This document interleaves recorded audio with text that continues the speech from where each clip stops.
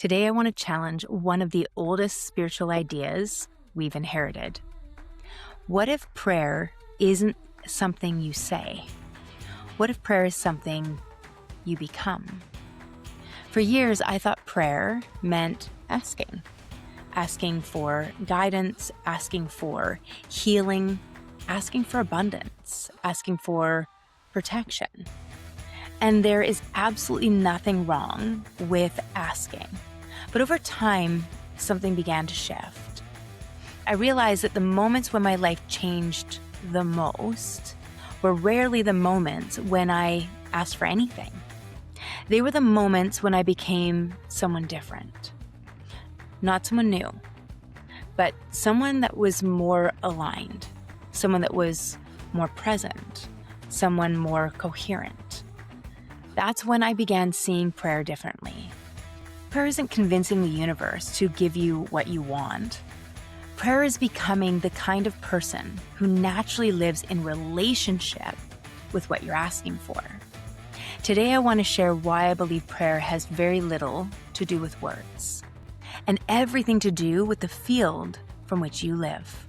Stay with me, because I think this conversation has the power to transform not only the way that you pray or contemplate, but the way in which you live your life moment to moment. Hello, and welcome back to the Aligned Human Project. Over the past couple of weeks, we've explored the invisible architecture of the field. We've discovered that thoughts don't create our lives by themselves. Thoughts report. Beliefs organize. Meaning creates belief, and belief creates the field. The field creates the conditions, and the conditions produce the symptoms.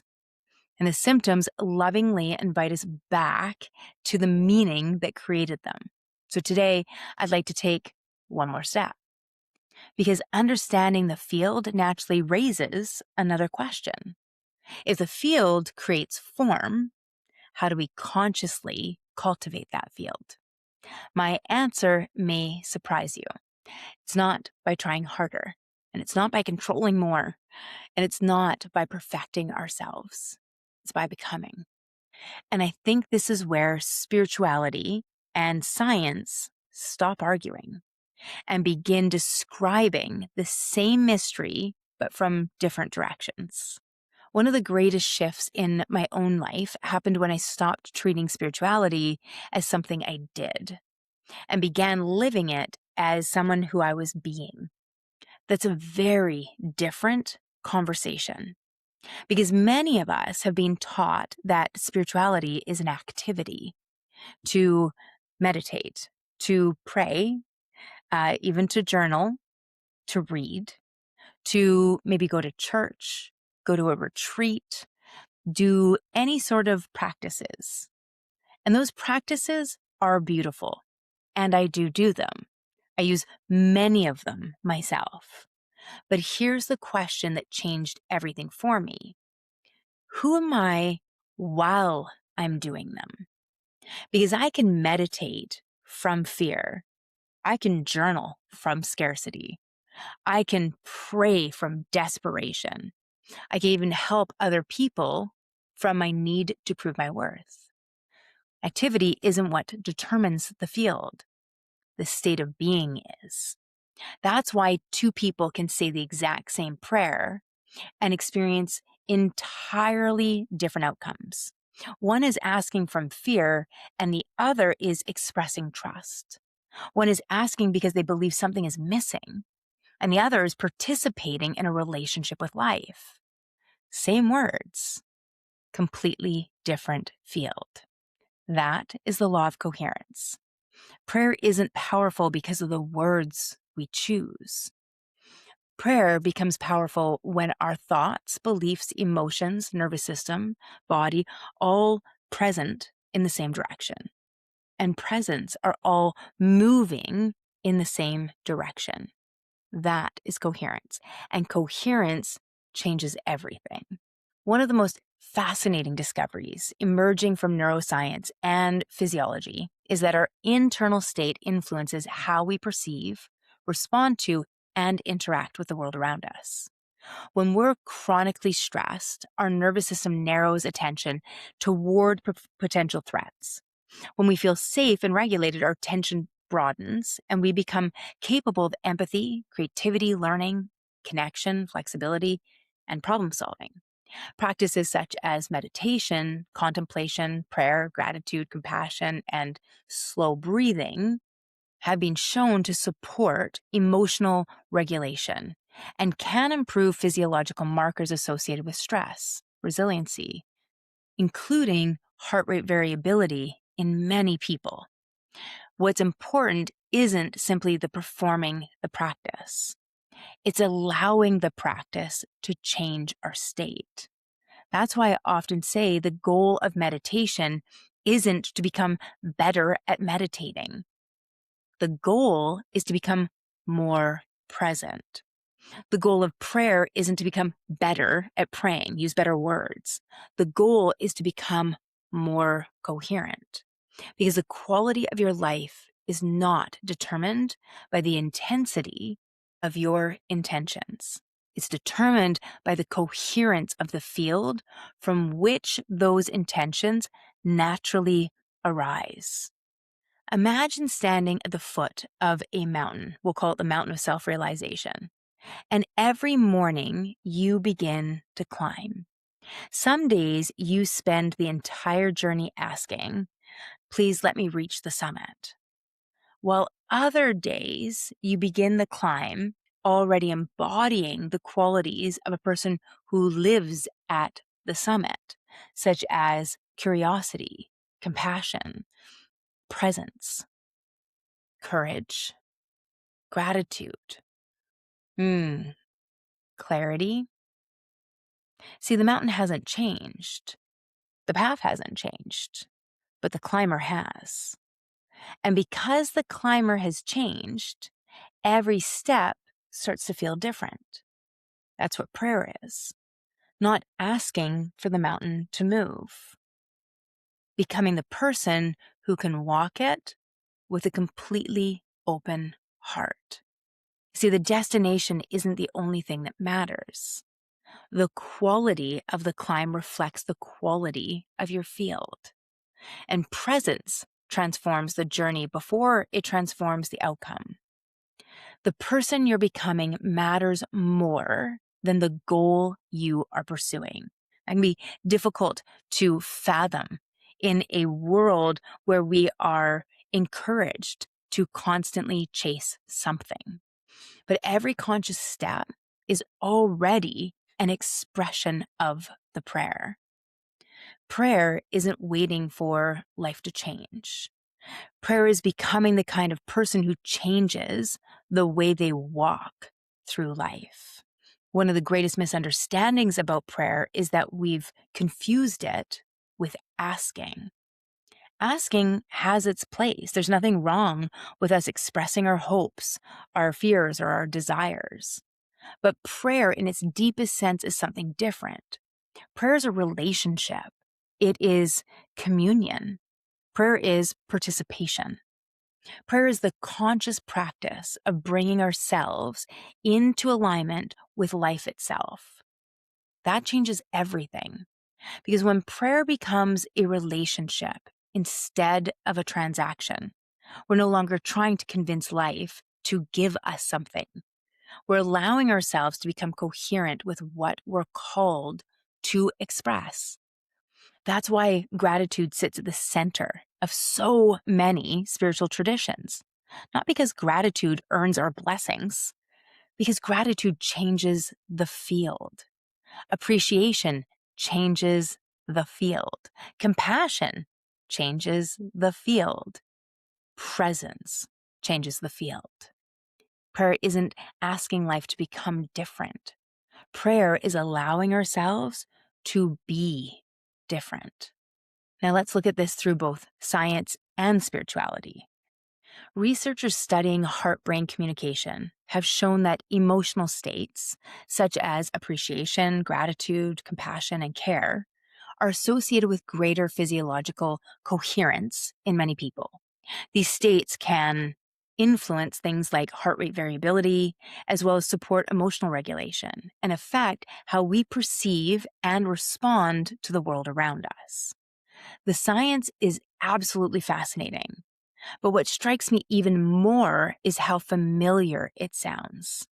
See, long before we could measure heart rhythms, mystics, sages, and spiritual teachers were inviting us into these same states. Jesus continuously taught gratitude. He continually invited people to trust before they could see, to forgive before they felt like forgiving, to love before love was returned. Not because those emotions manipulated God, as if, because they transformed the person expressing them. Greg Braden often reminds us that feeling is the language of prayer. I would take that even one step further. Being is the language of prayer. Feeling matters, but feeling arises from being. When my thoughts, my beliefs, my emotions, my body, my whole nervous system, and my presence are coherent. So think of those rhythms, those waves. Gratitude is no longer something that I practice. It becomes something that I express. Prayer is no longer something I do. It becomes the way I live, the way of being. That is the law of coherence. Not forcing emotion, cultivating a way of being. I'm going to go back in time a bit as we start this. See, when I was 18 years old, I married my first husband. And it was an extraordinarily abusive relationship, physically, mentally, emotionally, sexually. And I wanted out. And I was trapped inside this marriage for about 2 years. And while I was in this marriage, at the very end, I was contemplating leaving this world as a way out. And I remember I was sitting in the bathtub, and it was a really dark time, and I just wanted out. And the water started going cold. There was a razor sitting on the edge. And I finally just prayed. And I said, I don't actually want to die, but I want out. I need out. I can't do this anymore. And I just sat there in silence for a while. And finally, I ended up pulling the plug. And I got up and got cleaned up, went to bed. And the next day at work, somebody came up to me as I was a hostess at the time, came up to me as I was writing into our journal at the counter. She asked me, can I ask you a question? And I said, yeah, of course. And I'm writing, I'm not really fully paying attention to her, I'm not present. And I said, yeah, of course. And she says to me, how long has your husband been beating you for? And because she asked it and I wasn't paying attention, I answered, oh, since the day after we got married. And all of a sudden I was like, oh, I'd never told anybody. Now, I'm telling you this for a reason, because it would take me almost 20 years to understand that prayer had been answered. Now, in that moment, I didn't pray with fear or with scarcity. I actually prayed with resignation. And I thought that if my prayer had been answered, if God had loved me, it would be answered by, I don't know, him being struck by lightning or a truck. I'm not going to lie, that was my expectation at the time. I really was hoping it would just go away. What I didn't realize is that the prayer would be answered by giving me an opportunity to have the beginning of really rebuilding self-trust, self-respect, by giving me the opportunity to explore my own courage. See, that question was answered and other people in the restaurant overheard. And so all of a sudden there was the offer, like, you can sleep on my couch, like there's ways to get out. And within 2 weeks, there would be one more physical abuse situation and I would be done. And for a couple days, I'd be trapped in the house with him. Well, we'd go round and round of him either, begging for me to stay or, raging. finally fell asleep, and I just picked up my purse and I walked out the door. And I always took credit for getting out of that situation. I didn't understand all that was happening. Like I said, it would take me years. I was in my mid to late 30s before I really started exploring what is my truth and started exploring different paths of spirituality and trying to really heal my relationship with Source, Universe, Mother, Father, God, Source, whatever you want to call it. And as I got older, so over the last 14 years now, I started this spiritual journey and deepening it until through a head injury, I would actually completely change my life. And I would begin what I call the years of my surrender experiment, which I still do to this day. In the beginning, I thought prayer was asking. And even now, I still wake up in the morning and the first thoughts that come through are, I call to the highest vibration of love and light to join with my high self, and I ask for your guidance. Please use me, please lead me, please show me the way. I still ask in my journal every day, will I brain dump or I'm driving into work? And I'm like, what do I need to let go of next? What's in my way? What's stopping me from being in flow with you all the time? That's what I'm asking every day. What's blocking me from being in a constant state of flow and of knowing, of being with you? And so there is this asking, but it was different. Before, when I was praying, it was from scarcity, from lack. Help me launch this project. Help me, figure out show me the way of becoming a coach of this career. I resisted doing a YouTube channel. I strongly resisted doing the podcast. And it wasn't until I started to surrender and started asking, how can I be of service? And not from a place of give me purpose, but from a true place of appreciation. How can I be of service? What do you want from me today? How can I serve? And when I started moving from that place, it wasn't like I lacked participation. It was like I fully embodied participation. I was moving from a place of appreciation for every breath I was given. I was moving from the incredible love that I have for the life that we're co-creating, from the wonder and awe of what's unfolding around us all the time, from the understanding that coincidence is a co-created instance. There are no mistakes. And when I let go of control of what I think it should look like, and instead get super curious with wonder, I wonder how this is going to get shown to me, things completely change. All of a sudden, I can ask, what do I need to let go of next? And start listening to a book on my radio as I drive. And it talks about how wood elements have grudges and need to learn how to let go of them. And I'm thinking, I don't really hold grudges. Just to turn the corner and see someone's face on the back of a bus, that I was holding a grudge from years before, from one outburst, one situation that unfolded poorly. I don't want anybody to hold me to who I was 14 years ago.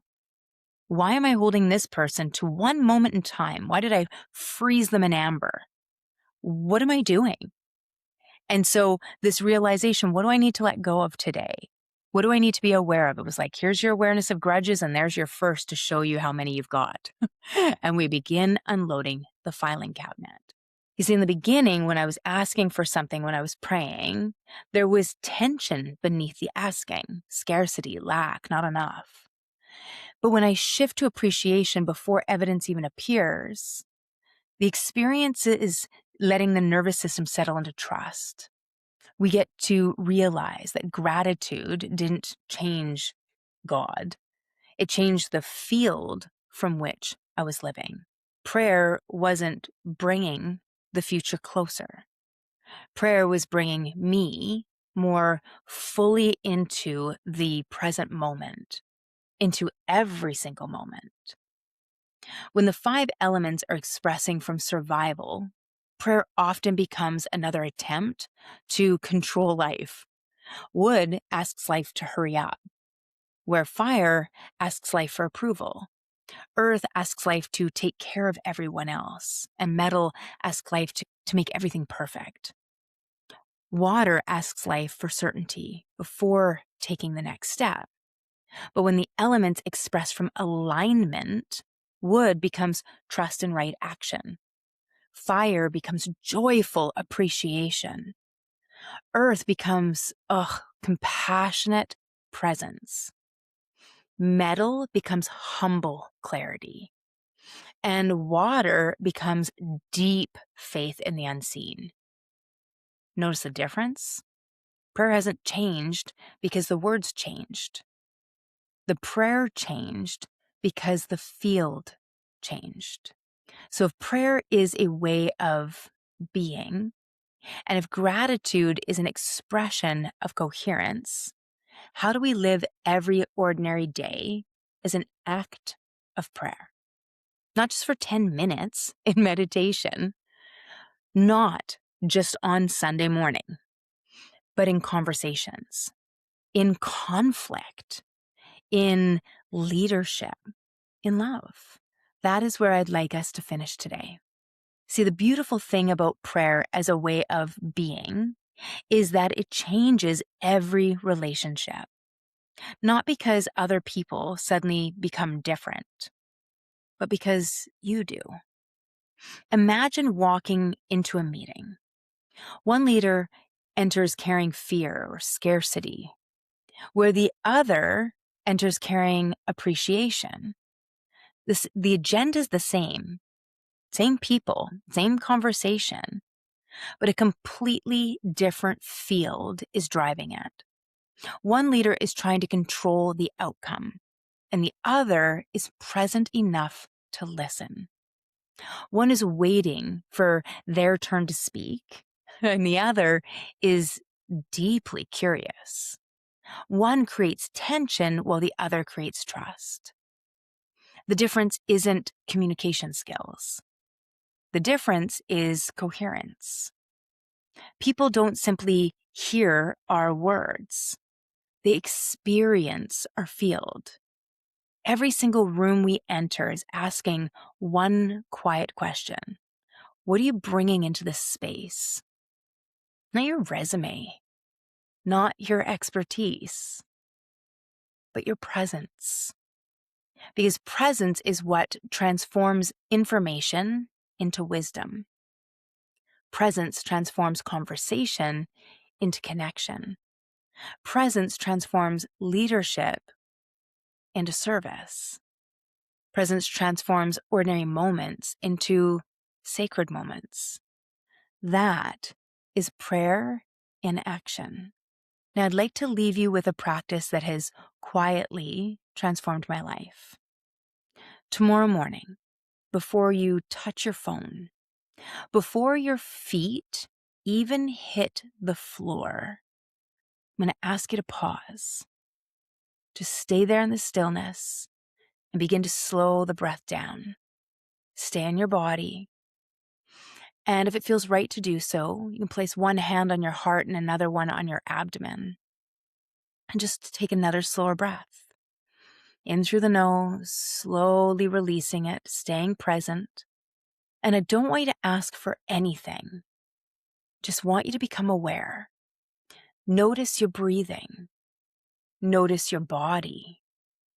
Notice the gift of another day.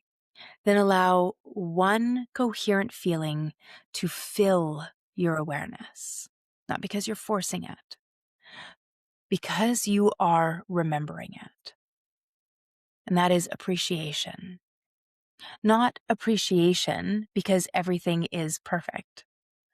Appreciation because life is unfolding, because you're breathing, because your heart is beating, because awareness is available in this moment. And I want you to stay there for just a minute or two, just slowing the breath down, present in the body, appreciation for what's there. And then ask just one simple question. How would love express itself through me today? Not what do I need to accomplish? Not what do I need to fix? Instead, how would love express itself through me today? That question has the power to change an ordinary Tuesday into a sacred day. Because now you're no longer trying to get something from life. You are participating with it. The older I become, the less interested I am in trying to convince life to give me what I think I want. And the more interested I am in becoming the kind of person who can fully receive what life is already offering. That has changed absolutely everything, because life is continually inviting us into deeper awareness, deeper compassion, deeper courage, deeper presence. And not someday, now, right now. Spirit exists only in the present moment. The past can be remembered, and the future can be imagined or visualized, but the divine can only be experienced here. That's why presence is power. Not because presence gives us control, but because presence gives us access to awareness, access to free will, access to sovereignty. This is where I believe we've misunderstood sovereignty. Sovereignty isn't doing whatever we want. Sovereignty is the repeated practice of consciously choosing from the witness rather than reacting from the survival mind. Every moment we return to presence, free will becomes available. Every moment we consciously choose, our field changes. Every moment our field changes, creation begins expressing something new. That is prayer. Not words, not rituals, not asking, being. So this week, I invite you to experiment with one simple shift. Instead of beginning your day with a list of everything you need from life, begin with appreciation for what is already here and coming. Then ask one question: how would love express itself through me today? And carry that question into your meetings, into your parenting, into your relationships, into your work, into your quiet moments, and watch what changes. Not because the world suddenly became different, because you become available to experience it differently. If today's conversation resonated with you, I'd love for you to share it with someone who's been trying so hard to make life happen. Maybe what they're really ready for is to participate with life that's already unfolding. And if you'd like to continue exploring this work, join us inside the Aligned Human Project and download the 5 Elements of Alignment assessment, because every aligned life begins with an aligned field. I want to leave you with this. Prayer isn't asking. Prayer is becoming. Meditation isn't escaping. Meditation is remembering. Gratitude isn't something we practice after life gives us what we want. Gratitude is the field from which we receive life as it's unfolding. Compassion opens our awareness, and awareness reveals meaning. Meaning creates belief. Belief creates the field. The field creates the conditions, and the conditions produce the symptom. The symptom points us back to the meaning. Alignment changes the field. So creation changes the experience. So tomorrow morning, before you ask life for anything at all, become still. Become grateful and become present. And remember, the witness has never been separate from the divine. You are not trying to find God. You are learning to remove everything that keeps you from recognizing the presence that has never left you. You are the witness. You shape your field, and your field shapes your entire life. Until next time.